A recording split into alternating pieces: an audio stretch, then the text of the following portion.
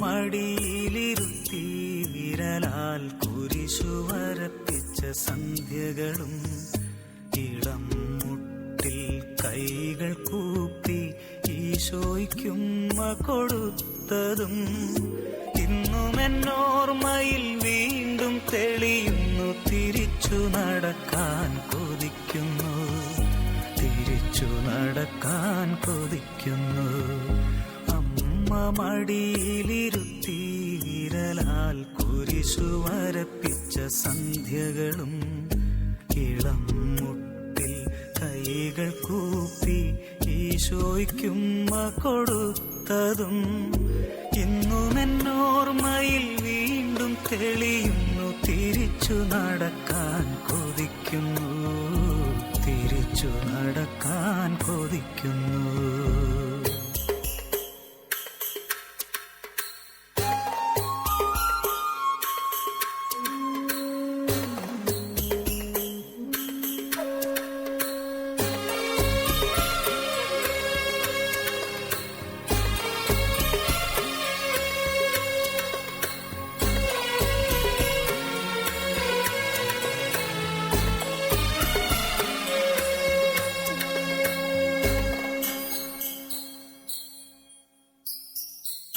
തൂവെള്ള വസ്ത്രവും മുടിയും ചാർത്തി പുലരിതൻ പൂക്കളും കൈകളിലേന്തി.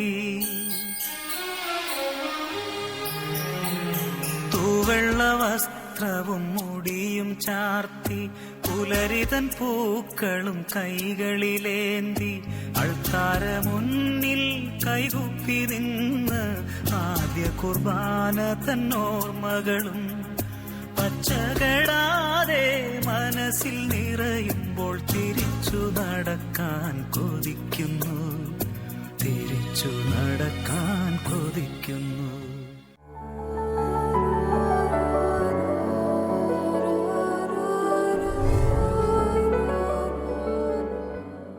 പ്രിയമുള്ളവരെ, വളരെ സ്നേഹത്തോടെ നിങ്ങളെ ഞാൻ അഭിവാദനം ചെയ്യുന്നു. ദൈവനാമത്തിൽ നിങ്ങൾ സന്തോഷവും സ്നേഹവും ഞാൻ ആശംസിക്കുകയാണ്.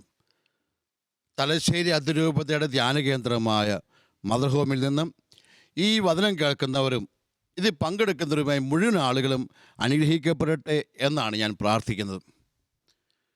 പ്രിയപ്പെട്ടവരെ, ഈ ദിവസങ്ങളിൽ വചനം വായിച്ചപ്പോൾ ലൂക്കാസ് വിശേഷത്തിൻ്റെ 18-ാമത്തെ അധ്യായത്തിൻ്റെ 35 മുതലുള്ള വചനങ്ങൾ വീണ്ടും ഒന്നും കൂടെ മനസ്സിരുത്തി ശ്രദ്ധിച്ചു. അവിടെ അന്ധനായ ബർത്തിമേയുവിന് കർത്താവ് കാഴ്ച കൊടുക്കുന്ന രംഗമാണ്. ധാരാളം പ്രാവശ്യം നമ്മളത് വായിച്ചിട്ടുണ്ട്, ഞാനും വായിച്ചിട്ടുണ്ട്. അതിൻ്റെ പ്രസംഗങ്ങൾ പല മേഖലയിലുള്ള വ്യാഖ്യാനങ്ങൾ കേട്ടിട്ടുണ്ട്. പക്ഷേ അന്ന് ആ വചനം വായിച്ചു വന്നപ്പോൾ ഒരു പ്രത്യേക ചിന്തയിൽ എൻ്റെ മനസ്സ് ഉടക്കി നിന്നു.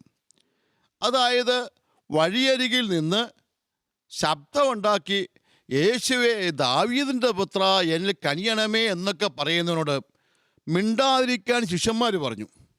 പക്ഷേ ആ നിലവിളിക്കുന്നതിൻ്റെ സ്വരം യേശു കേട്ടു. യേശു ശിഷ്യന്മാർ പറഞ്ഞു അവനെ കൊണ്ടുവരാൻ പറഞ്ഞു. അവനെ കൊണ്ടുവന്നപ്പം യേശു അവനോട് ചോദിക്കുന്ന ഒരു ചോദ്യമുണ്ട്. 41-ാം വചനം. അവൻ അടുത്ത് വന്നപ്പോൾ യേശു ചോദിച്ചു, ഞാൻ നിനക്ക് വേണ്ടി എന്ത് ചെയ്യണമെന്നാണ് നീ ആഗ്രഹിക്കുന്നത്?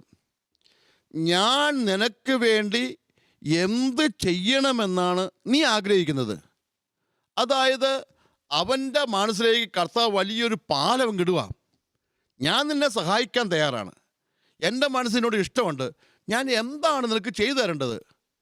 ഞാനിങ്ങനെ പലപ്പോഴും ഓർക്കും, പുണ്യമുള്ള മനുഷ്യൻ്റെ മനസ്സിൽ എപ്പോഴും ഉണ്ടാകേണ്ട ഒരു ചിന്തയതാ, ഒരു വാക്കതാ, ഒരു ചോദ്യം അതാ, ഞാൻ നിനക്ക് എന്താ ചെയ്തു തരേണ്ടത്?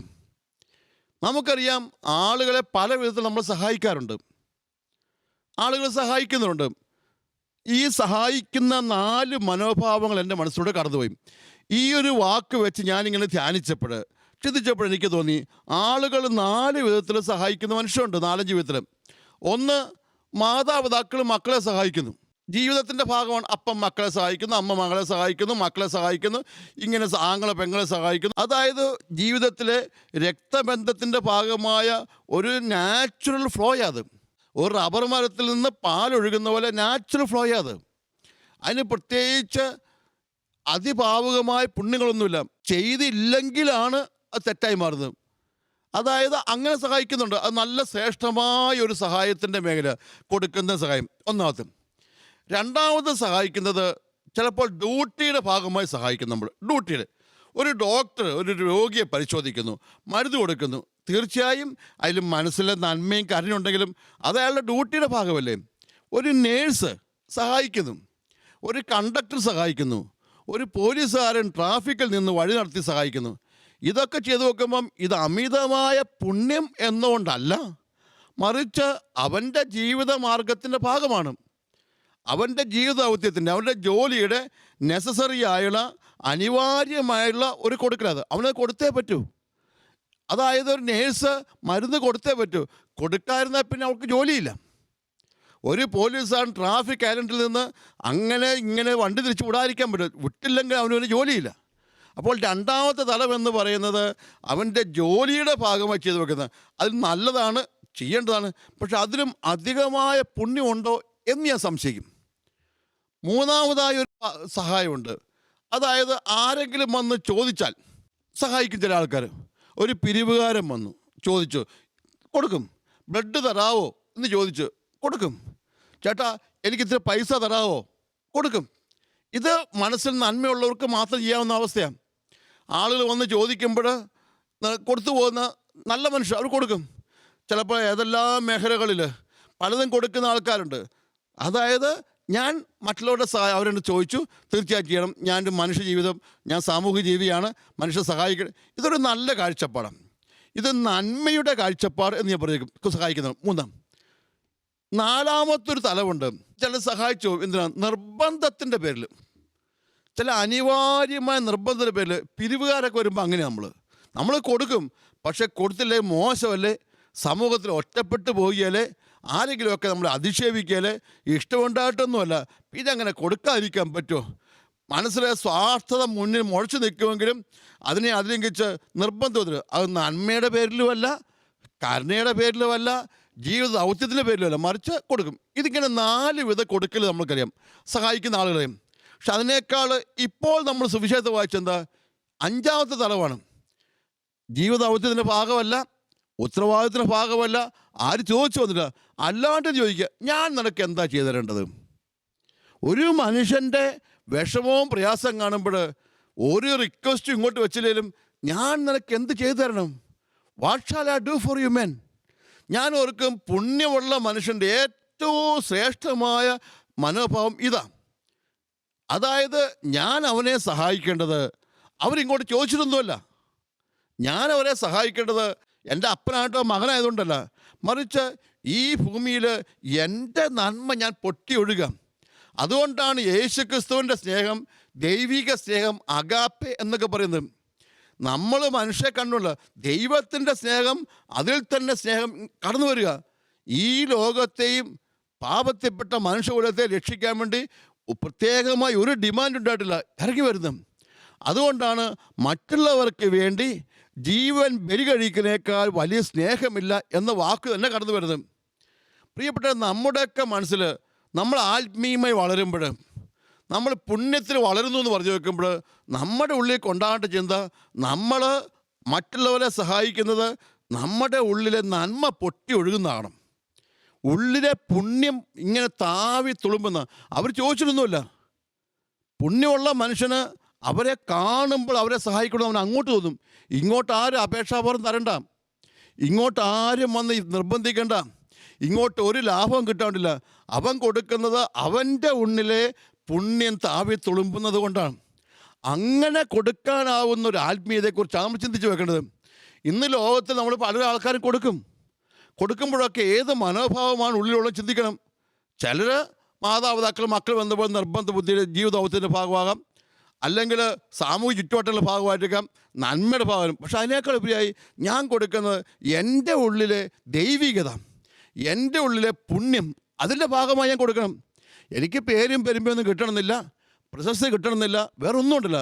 ഞാൻ എന്താണ് ചെയ്തു തരേണ്ടത്? ഞാൻ നിനക്ക് എന്താ ചെയ്തു തരേണ്ടത്?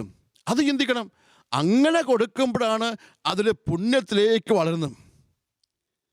ഈ ദിവസങ്ങളിൽ എനിക്ക് ആരോ അയച്ചു തന്ന കുഞ്ഞു സംഭവകഥകളൊന്ന് എൻ്റെ മനസ്സിലൂടെ കടന്നു പോകാം. ഇംഗ്ലണ്ടിൽ ജോലിയുള്ള ഒരു മകളും മകളുടെ ഭർത്താവും കൊച്ചും 2 മക്കളും ഇവർ നാട്ടിൽ അവധിക്ക് വന്നു.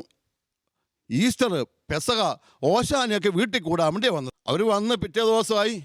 മകനെങ്ങോട്ടോ പുറത്ത് പോയി. യാത്ര ചെയ്ത ക്ഷീണം കൊണ്ട് ഈ മകൾ കിടന്നുറങ്ങുക. അത് കഴിഞ്ഞ് എപ്പോഴോ 11 മണി സമയത്ത് വർത്താനം പറയുന്ന ഒച്ച കേട്ടിട്ടാണ് ഈ മകൾ എഴുന്നേക്കുന്നത്. അവൾ ഇംഗ്ലണ്ടിലെ നേഴ്സാണ്. അവൾക്ക് 2 മക്കളുണ്ട്, ഭർത്താവുണ്ട്. ഇപ്പോൾ അവധിക്ക് വന്നിരിക്കുക അമ്മയുടെയും അപ്പൻ്റെയും കൂടുതൽ. വന്ന് ഈ ഒച്ച കെട്ട് കഴിയുമ്പോൾ പുറത്തിറങ്ങി നോക്കുമ്പം കാണുന്നത് ഒരു 60 വയസ്സ് പ്രായമായ ഒരു സ്ത്രീ. അവരെ വീട്ടിൽ എന്തോ പണിക്ക് വന്നിരിക്കുകയാണ്. പണിക്ക് വന്ന് ഈ സ്ത്രീ അടിച്ചു വാരുന്നു, പണിയെടുക്കുന്നു. അപ്പോഴേ ഈ മകൾക്ക് ജെസ്സി എന്നവളുടെ പേര് അവൾക്ക് മനസ്സിൽ തോന്നി, അയ്യോ ഈ സ്ത്രീക്ക് പണിയെടുക്കാനുള്ള ക്ഷീണമായില്ലേ, ഇവിടെ എന്തിനാണ് അമ്മ പണിയിപ്പിക്കുന്നത്, അല്ലാണ്ട് നിങ്ങൾ സഹായം ചെയ്ത് കൊടുത്തു വിട്ടാൽ പോരെ. അമ്മയോട് ചോദിച്ചു, അമ്മേ എന്തിനാ അമ്മേ ഈ സ്ത്രീയെ പണിയിപ്പിക്കുന്നത്, ഇതാരാ അമ്മേ ഈ സ്ത്രീ എന്ന് ചോദിച്ചു പണിക്കാരുതി. അപ്പോൾ അമ്മ പറഞ്ഞു, മോളെ അത് നമ്മുടെ തൊട്ടപ്പുറത്ത് താമസിക്കുന്ന ഒരു നാരായണിയാണ്. അവൾക്കൊരു കൊച്ചുമുണ്ട്. ആ കൊച്ചുമായിട്ട് അവളിവിടെ വരുമ്പോൾ നോക്കിയപ്പോൾ ദൂരെ ഒരു 4-5 വയസ്സുള്ള പയ്യൻ കളിക്കുന്നുണ്ട്. വരുമ്പം അവർക്ക് വെറുതെ കൊടുക്കാമെന്ന് പറഞ്ഞാൽ അവരൊന്നും മേടിക്കുകയില്ല. അവർ പറയും, പൊന്നു ചേച്ചി, മറിയക്കുട്ടി ചേച്ചി, ഞങ്ങൾക്ക് എന്തെങ്കിലും പണി തന്നാൽ മതി, പറ്റുന്ന പണി. അങ്ങനെ വരുമ്പോൾ പറഞ്ഞ് എന്ത് പൈസ വെറുതെ മേടിക്കുകയില്ല, എന്തെങ്കിലും പണി. അവർ ഈ വീടിൻ്റെ മുറ്റമൊക്കെ ഒന്ന് അടിക്കും, അത്യാവശ്യം തിണ്ണയൊക്കെ അടിക്കും, അത്യാവശ്യം പണിയെടുക്കും, എന്തെങ്കിലും പണിയെടുക്കും. എന്നിട്ട് 100 രൂപ കൊടുക്കും. ആ 100 രൂപയും കൊടുത്ത് ഉച്ചയ്ക്ക് കഞ്ഞിയും കൊടുത്ത് അവിടെ ഒരു ദിവസം കൊടുക്കും 100 രൂപ. ഈ ദിവസം കഴിഞ്ഞ 3-4 ദിവസമായിട്ട് വരുന്നില്ല. ഞാൻ ഇപ്പോഴാണ് വന്നപ്പം പൈസ കൊടുക്കുമ്പോൾ ഈ സ്ത്രീ പൈസ മേടിക്കുകയില്ല. എന്നാൽ ആ മകൾ വിളിച്ച് ചോദിച്ചു, നാരായണമ്മേ എന്താ വിഷയമായിട്ട്, ഈ കൊച്ചാരുടേതാ? എൻ്റെ മകളുടെ കൊച്ചാ. മകളെന്ന് പറയുമ്പോൾ കൂടെ ഇല്ലേന്ന് ചോദിച്ചു. ഇല്ല, കാരണം എന്താ, ഈ മകള് കല്യാണം കഴിച്ച് വിട്ടതാ. അവന് മഹാ കള്ളുകൂടിയനായിരുന്നു. ഈ കൊച്ചുണ്ടായപ്പോഴേ വീട്ടിലെന്നും വഴക്കും ബഹളമൊക്കെ. അവളെന്തോ അവളുടെ ബുദ്ധിമോശം കൊണ്ടോ അവൾ ആത്മഹത്യ ചെയ്തു. കാരണം അവളുടെ കെട്ടിയോ വേറെ പെണ്ണിൻ്റെ കൂടെ പോയി ജീവിക്കുക. അപ്പോൾ ഇവൾ ഒറ്റക്കെട്ട് പോയി, അവൾ ആത്മഹത്യ ചെയ്തു. പിന്നെ ഈ കൊച്ചിന് ആരും ഇല്ലാത്തപ്പം ഈ അമ്മയെ കൊണ്ട് ഏൽപ്പിച്ചേക്കുക. ഈ അമ്മ ഈ 5 വയസ്സായ ആൺകൊച്ചിനെ വളർത്തു വരിക, മകളുടെ മകന് വളർത്തുമ്പോൾ ഈ കൊച്ചിന് വേണ്ട എല്ലാം ഒരുക്കി കൊടുക്കണം. ഈ അമ്മയുടെ കെട്ടിയോ മരിച്ചു പോയതാണ്. ആ മക്കൾ ആരും തിരിഞ്ഞു നോക്കാറില്ല, ഈ തനിച്ച് താമസിക്കും. ഇവർ ഈ കുടുംബം പോറ്റുന്നത് തൊട്ടടുത്ത 1-2 വീട്ടിൽ കൂടെ പണിയാൻ പോയിട്ടാണ്. നല്ല കുടുംബത്തിൽ പറഞ്ഞ സ്ത്രീ ആയതുകൊണ്ട് യാചിച്ച് മേടിക്കാൻ താല്പര്യമില്ല.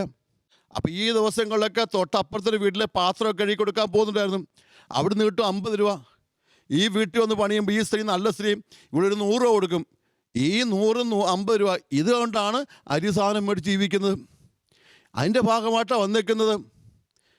നോക്കി ഈ കൊച്ചിനെ അടുത്ത് വിളിച്ച് നോക്കി, ഈ കൊച്ചിൻ്റെ ഷർട്ടിൻ്റെ ബട്ടൺസൊക്കെ പൊട്ടിയിരിക്കുകയാണ്. അവൻ ഇട്ടിരിക്കുന്ന പഴയ പോലെ ഒരു പാൻസ്, ഇതെല്ലാം കീറി പഴഞ്ച പിഞ്ചി കീറുക. പെട്ടെന്നാണ് ഈ മകൾ ഓർത്തത്, ഇതേ പ്രായമുള്ള മോൻ എനിക്കുണ്ട്. കഴിഞ്ഞ മാസത്തിൽ അവൻ്റെ ബർത്ത്ഡേ ആഘോഷപ്പെട്ട് എത്രയോ ഡ്രസ്സ് അവന് കിട്ടിയതാ. 1 വർഷം മുമ്പ് കിട്ടിയ പലതും അവനിപ്പോൾ ഇടുന്നില്ല. ഇത്രയും ഡ്രസ്സുണ്ട്, പക്ഷേ ഈ കൊച്ചിന് ഒന്നുമില്ലല്ലോ എന്ന് ചിന്തിച്ചു. ഏതായാലും ഈ അമ്മയും മോനെ അടുത്ത് വിളിച്ച് ചോദിച്ചു, എങ്ങനെയായി വീട്ടിലെ ചിലവൊക്കെ കഴിഞ്ഞു പോകുന്നത് ഈ ദിവസങ്ങളിലൊക്കെ? അപ്പോൾ പറഞ്ഞു, മോളെ വീട്ടിൽ ഒരു പൈസയില്ല, ഞങ്ങൾ പോയിക്കൊടുന്ന വീട്ടുകാർ അവർ പെസഹായിക്ക് നാട്ടിലെവിടെയോ പോയേക്കുക, സ്വന്തം വീട്ടിൽ പോയേക്കുക, അതുകൊണ്ട് അവിടെ പണിയില്ല. അങ്ങനെ ആകെ വിഷമിച്ചിരിക്കുക. ഇന്ന് നടുവേദനയും തലവേദനയും പനിയൊക്കെ ആയിരുന്നു, എഴുന്നേറ്റ് നിൽക്കാൻ പോലും പറ്റില്ല. പക്ഷേ ഞാനോർത്ത് ഈ കൊച്ചു വല്ല ഭക്ഷണം മേടിച്ചു കൊടുക്കണ്ടേ, അതുകൊണ്ടാണ് ഞാനിവിടെ വന്ന്. ഈ മകളുടെ ചങ്കങ്ങ് ഇറുകിപ്പോയി. കാരണം 100 രൂപ UK-ലൊക്കെ 1 പൗണ്ടെന്ന് പറയാവുന്ന തുകയ്ക്ക് വേണ്ടി ഈ സ്ത്രീ വന്ന് ഈ പനിയും നടുവേദനയും വെച്ച് പണിയുന്നത്. മകളുടെ മകൾക്ക് വേണ്ടിയാണ്. ഇവന് ഞാനല്ലാതെ വേറെ ആരുമില്ല. കൊച്ചിന് ഭക്ഷണം കൊടുക്കണ്ടേ, ഡ്രസ്സ് കൊടുക്കണ്ടേ. ഈ മോള് ചോദിച്ചു, ഇവനെ സ്കൂളിൽ വിട്ടോ? UKG അയ്യോ അങ്ങനെയൊന്നും വിട്ടില്ല മോളെ. കഴിഞ്ഞ വർഷം അംഗൻവാടി വിട്ടു, ഇപ്പം പോകുന്നില്ല. അടുത്ത വർഷം എങ്ങനെയെങ്കിലും സ്കൂളിൽ വിടണമെന്നുള്ളൂ, 1-ാം ക്ലാസ്സിൽ. ഇപ്പോഴുടെ ചങ്ക് പിടച്ചു. നമ്മുടെ മോനെയും അവിടുത്തെ UKG LKG പ്ലേ സ്കൂൾ എന്ന് പറഞ്ഞ് വണ്ടി കൊണ്ടുപോയി വിടുന്നു, കൂട്ടിക്കൊണ്ടുവരുന്നു. എന്തെല്ലാം ഡ്രസ്സ്, കളിക്കാനുള്ള പന്ത്, അത് വീതം മേടിച്ചു കൊടുത്തു വിടുന്നു. ഈ കൊച്ചിന് ഇടാൻ നിക്കറില്ലാതെ ഷർട്ടില്ലാതെ നിൽക്കുന്നത്. പെട്ടെന്ന് ഇവളുടെ മനസ്സ് ചിന്തിച്ചു, ഞാൻ എന്താണ് ഇവർക്ക് വേണ്ടി ചെയ്ത് വെക്കേണ്ടത്? പെട്ടെന്ന് അകത്തി എന്ന് തൻ്റെ മോൻ്റെ നല്ല നോക്കി നാലിയോടി നിക്കറും ടീഷർട്ട് ഇതുകൊണ്ടെന്ന് ഈ കൊച്ചിന് കൊടുത്തു. അയ്യോ വേണ്ട മോളെ, അല്ല വേണം. മാത്രമല്ല മുറിയിൽ ചെന്ന് എയർപോർട്ടിൽ ഇറങ്ങിയപ്പോഴേ മാറിയ പൗണ്ടിൻ്റെ ഒരു 5000 രൂപ എടുത്ത് ഈ സ്ത്രീയുടെ കൈ കൊടുത്തു പറഞ്ഞു, നിങ്ങൾക്കും നല്ല ഡ്രസ്സ് മേടിച്ചോ, ഈ ദിവസം ചിലവെല്ലാം വഹിക്കാം. മാത്രമല്ല ഞാൻ പോകുന്നതോടൊപ്പം ഇനിയും സഹായിക്കാം. ഇനി ഈ ദിവസങ്ങളൊന്നും പണിക്ക് പോകണ്ട, ആശുപത്രിയിൽ പോയി മരുന്ന് മേടിക്കാം. മാത്രമല്ല വീട്ടിലേക്ക് അരിസാധനങ്ങൾ മേടിക്കുക. അതാ വേണ്ടത്, നിങ്ങൾ സന്തോഷത്തോടെ പോക്കുന്നു. ആ സ്ത്രീക്കും മോനും ഈ പൈസയും കൊടുത്ത് ഈ ഉടുപ്പും കൊടുത്ത് പറഞ്ഞു വിടുമ്പോൾ ഈ അമ്മ ഈ ഇംഗ്ലണ്ടിൽ നിന്ന് വന്ന മോളെ കെട്ടിപ്പിടിച്ച് പറഞ്ഞു, മോളെ നിന്നെക്കുറിച്ച് എനിക്ക് അഭിമാനമുണ്ട് മോളെ, നീ ശരിക്ക് ഈസ്റ്റർ ആഘോഷിക്കുക മോളെ. പുണ്യം എന്ന് പറയുന്നത് ഇതാ മോളെ. നമ്മുടെ അടുത്ത് ആളുകൾ സഹായം ചോദിച്ച് വരുമ്പോഴല്ല, അല്ലാതെ അവിടെ വിഷമം കണ്ട് അവരെ സഹായിക്കാൻ മാത്രം നീ വളർന്നല്ലോ മോളെ. നിനക്ക് ഫീസ് തന്നതിനെക്കുറിച്ചും നിന്നെ പെറ്റ് വളർത്തിയതിനെക്കുറിച്ചും എനിക്ക് അഭിമാനമുണ്ട് മോളെ, നീ ഒരു പുണ്യപ്പെട്ട കൊച്ചാണെന്ന്.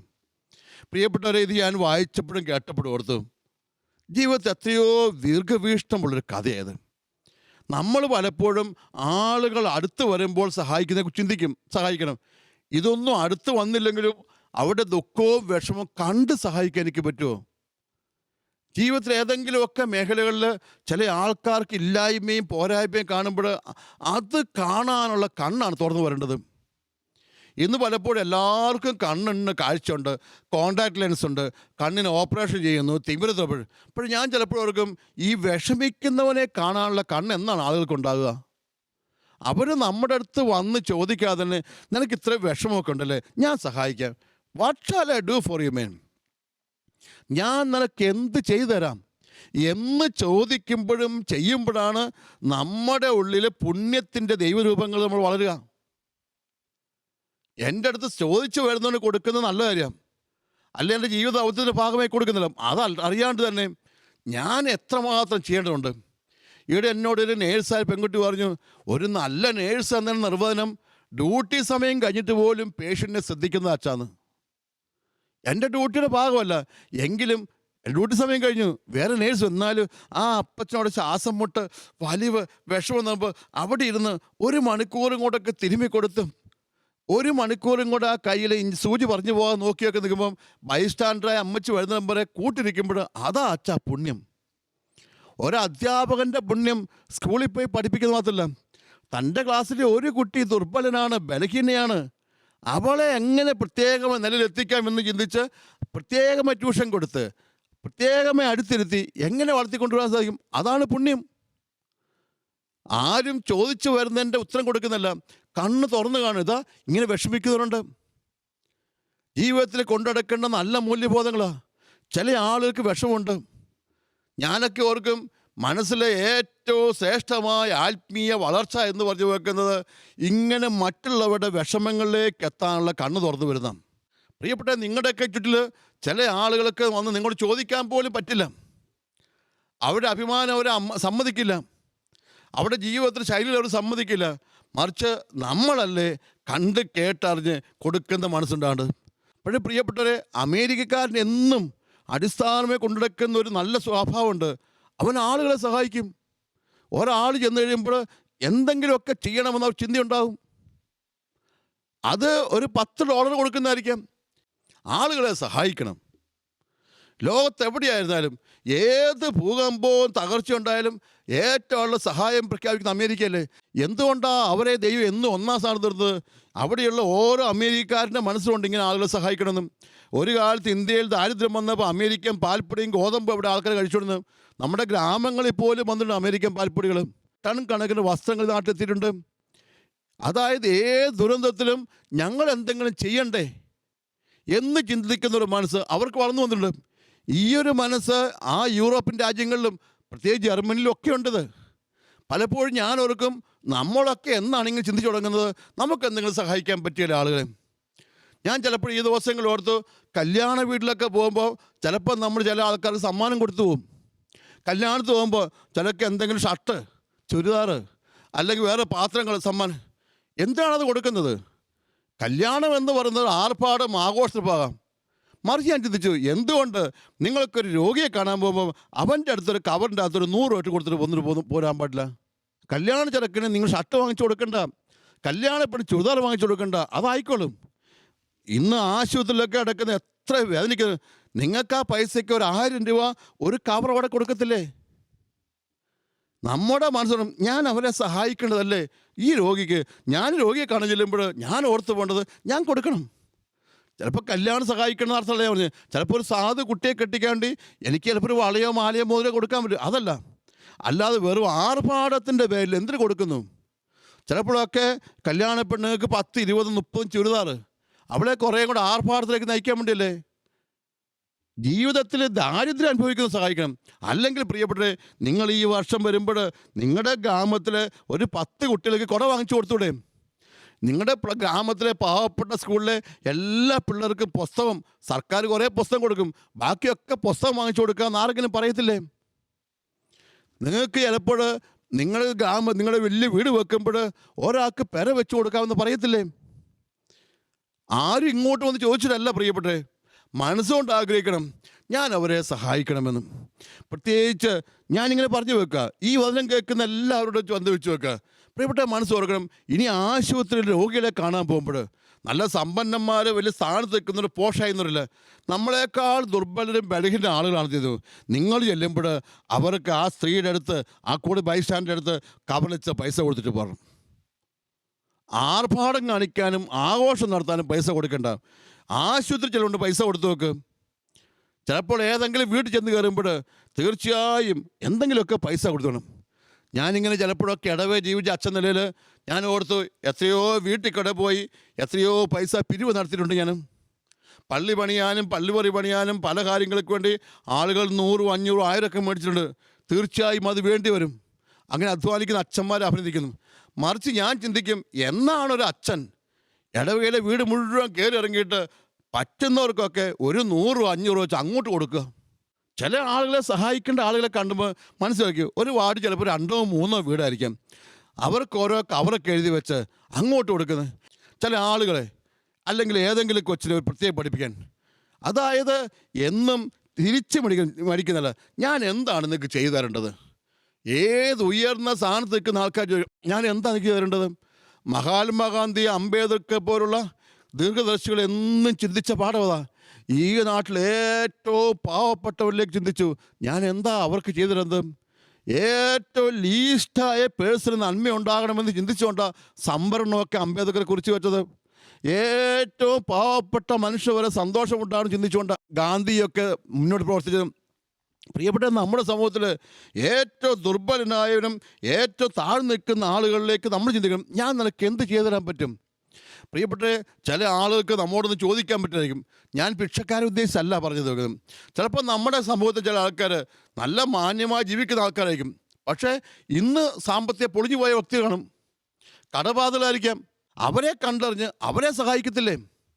അത് നിൻ്റെ കുടുംബത്തിൽപ്പെട്ട ആൾ തന്നെ ആയിരിക്കാം. പണം ദൂർത്തടിച്ചും കള്ളുകുടിച്ച് നശിപ്പിക്കുന്നതിനെ സഹായിക്കാമെന്ന് ഞാൻ പറയല. ചിലപ്പോൾ മാന്യമായി നിൽക്കുന്ന ആൾക്കാരാണ്, പക്ഷേ അവർക്ക് എല്ലാവരും ഒപ്പം എത്താൻ പറ്റുന്നത് ഇന്ന് പൈസ ഇല്ലാതെ പോയി. പക്ഷേ നമുക്ക് അവരെ സഹായിക്കണ്ടേ? പ്രിയപ്പെട്ടവരെ, തിരിച്ചു കിട്ടുമെന്നോർത്തല്ല, തിരിച്ചു കിട്ടുവാണെങ്കിൽ കിട്ടട്ടെ, കിട്ടിയില്ലെങ്കിൽ പോലും ഇങ്ങനെ മനസ്സോർക്കണ്ടേ, ആളുകളെ വിളിച്ച് സഹായിക്കണം. ഞാൻ നിങ്ങൾക്ക് നൽകുന്ന ചിന്ത അതാ പ്രിയപ്പെട്ടെ. നിങ്ങളുടെ മനസ്സിൽ പുണ്യം വളരുമ്പോൾ നിങ്ങൾ എല്ലാ ദിവസവും ചോദിച്ചുകൊണ്ടിരിക്കണം, എനിക്ക് ആരെങ്കിലുമൊക്കെ സഹായിക്കാൻ പറ്റില്ലേ? എപ്പോഴും പണം കൊടുത്ത് സഹായിക്കുന്നത് മാത്രമല്ല, ചിലപ്പോൾ ഇത്ര സ്ഥലം കൊടുക്കാൻ സാധിക്കും. വലിയ സാമ്പത്തിക ശേഷിയുള്ള ആളുകളൊക്കെ ഇല്ലേ, സ്ഥലങ്ങളൊക്കെ ഒത്തിരി പേരില്ലേ? നിങ്ങൾക്ക് ചിന്തിക്കത്തില്ലേ, നിങ്ങളുടെ സ്ഥലത്തിൻ്റെ മക്കൾക്കായി വീതം വെച്ച് 5, 8 ഏക്കർ സ്ഥലം കൊടുക്കാതെ ഒരു 5 സെൻറ്റ് സ്ഥലം പെര വെക്കാൻ ഒരാൾക്ക് കൊടുക്കത്തില്ലേ? അങ്ങനെ കൊടുക്കാൻ ചിന്തിക്കണം. പ്രിയപ്പെട്ട, ഇത് ഞാൻ പറഞ്ഞു വെക്കുന്നത്, ഇത് എനിക്ക് ചെയ്യാൻ പറ്റിയാൽ നിങ്ങൾ ചിന്തിക്കും, ഞാൻ ചെയ്തുകൊണ്ടാണ് പ്രിയപ്പെട്ട പറഞ്ഞു വെക്കുന്നത്. എനിക്ക് സ്ഥലം കിട്ടുമ്പോൾ ഒരാൾക്ക് കൊടുത്തുകൊണ്ടാണ് ഞാനത് പങ്കുവെക്കുന്നത്. നിങ്ങൾ ചിന്തിക്കണം, ചില ആളുകൾക്ക് പെര വെക്കാൻ സ്ഥലം കൊടുക്കത്തില്ലേ? ചിലപ്പോൾ കല്യാണം കഴിക്കാൻ ഒരു കുട്ടിക്കൊരു വള മേടിച്ചു കൊടുക്കത്തില്ലേ? ഒരു മകന് പഠിക്കാൻ വേണ്ടി, ഒരു മകൾക്ക് പഠിക്കാൻ വേണ്ടി ഇത്ര പൈസ കൊടുക്കത്തില്ലേ?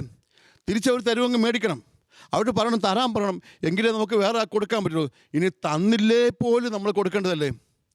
മനസ്സിൻ്റെ നന്മകൾ ചാലുകയറും. അതായത് എല്ലാവരുടെ അടുത്തേക്കും ഹൃദയം പൊട്ടിയൊഴുകും. അതാണ് മദർ തെരേസയൊക്കെ വിശുദ്ധിയാക്കിയത്. വെറുതെ കൊടുത്തു എന്നുള്ളതല്ല, കൊടുക്കുന്ന ഒരുപാട് പേരുണ്ട്. പേരിനും പെരുമയ്ക്ക് വേണ്ടി കൊടുക്കുന്നവരില്ലേ, പബ്ലിസിറ്റി ഇടാൻ വേണ്ടി കൊടുക്കുന്നവരില്ലേ, അംഗീകാരം കിട്ടാണ്ട് കൊടുക്കുന്നില്ലേ? അതല്ല, അത് നല്ലതാണ്, കൊടുക്കട്ടെ, അങ്ങനെയെങ്കിലും കൊടുക്കട്ടെ. മറിച്ച് പുണ്യമായി കൊടുക്കൽ എന്താ? മറ്റുള്ളവരുടെ ജീവിതത്തിലേക്ക് ഞാൻ അങ്ങോട്ട് ചെല്ലുക. ഒഴുകിയെത്തുന്ന പുഴ പോലെ, മരുഭൂമിയിൽ ഒഴുകിയെത്തുന്ന പുഴ പോലെ ഒഴുകിയെത്തണം അവരുടെ ജീവിതങ്ങളിലേക്ക് എനിക്ക് കൊടുക്കാൻ പറ്റിയാലേ.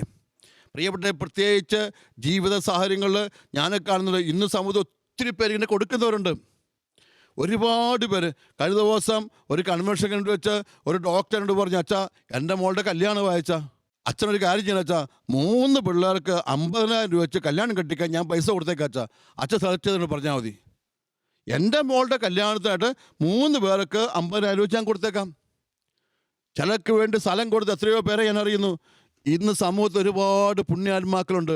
രൂപക്കൂട്ടുകളിൽ മാത്രമല്ല, ഒത്തിരി പേര് ചെയ്യുന്നുണ്ട്. ചെയ്യുന്നവരൊക്കെ ഞാൻ അഭിനന്ദിക്കുന്നു. തീർച്ചയായും അവരെ ഞാൻ ഏറ്റവും ശ്രേഷ്ഠമായി കണക്കാക്കി ഞാൻ അഭിനന്ദിക്കുന്നു. നിനക്ക് കൊടുക്കാൻ പറ്റും.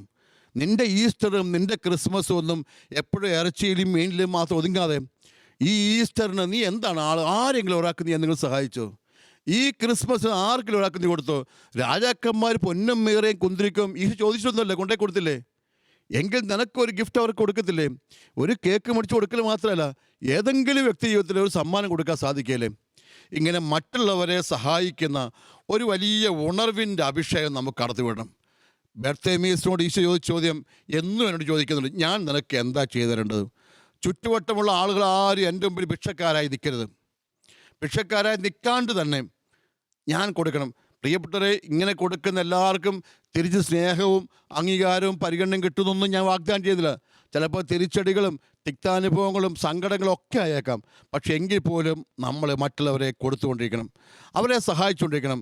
എൻ്റെ മനസ്സിൽ എന്നും ഓർക്കണം, ചില ആളുകളെ കാണുമ്പോൾ എനിക്ക് അവരെ ചെയ്തു കൊടുക്കാൻ പറ്റില്ല എന്തെങ്കിലുമൊക്കെ. ചിലപ്പോൾ അവർ രക്ഷപ്പെട്ടു പോയെങ്കിലോ എന്ന് ചിന്തിക്കുന്ന ഒരു മനസ്സുണ്ട്. പുണ്യത്തിൽ വളരണം. പുണ്യം എന്ന് പറയുന്നത് പ്രാർത്ഥനകളിലും ശുശ്രൂഷയുള്ള വളർച്ച മാത്രമല്ല, ഈ കൈകൾ തുറന്ന് ഞാൻ നിനക്ക് എന്ത് ചെയ്തു തരണമെന്ന് ചോദിക്കുന്നൊരു വളർച്ചയുടെ ആ ഒരു ആത്മീയ വളർച്ച നിങ്ങൾക്കുണ്ടാകട്ടെ ഞാൻ ആഗ്രഹിക്കുന്നു, പ്രാർത്ഥിക്കുന്നു. കർത്താവായ ദൈവമേ, ജീവിതത്തിലെ ചുറ്റുവട്ടങ്ങളിലേക്കെല്ലാം കണ്ണു തുറന്ന് കാണുവാനും അവിടെ വിഷമങ്ങളും പ്രയാസങ്ങളും കാണുവാനൊക്കെ ഞങ്ങളെ നീ അനുഗ്രഹിക്കണമേ. ഞങ്ങളുടെ കൂടെ നിൽക്കുന്ന ഒരുപാട് മനുഷ്യർ ഇങ്ങോട്ടൊന്നും ചോദിച്ചില്ലെങ്കിലും അവർ ഞങ്ങളുടെ സഹായം ചോദിക്കുന്നവരാണ്. ആ വിഷമങ്ങളും വിതുമ്പലുകളും കണ്ട് അവരെ സഹായിക്കുവാനുള്ള ഒരു മാനസിക വളർച്ച നൽകണമേ. കർത്താവെ, ഈ ലോകത്തുള്ള എല്ലാ വിഷമിക്കുന്നവർക്കും സഹായിക്കാനുള്ള വേദികളും ഇടങ്ങളും ആളുകളും ഉണ്ടാകാൻ വേണ്ടി പ്രാർത്ഥിക്കുന്നു. പിതാവും പുത്രനും പരിശുദ്ധാത്മാവുമായ സർവേശ്വര എന്നേക്കും. ആമേൻ.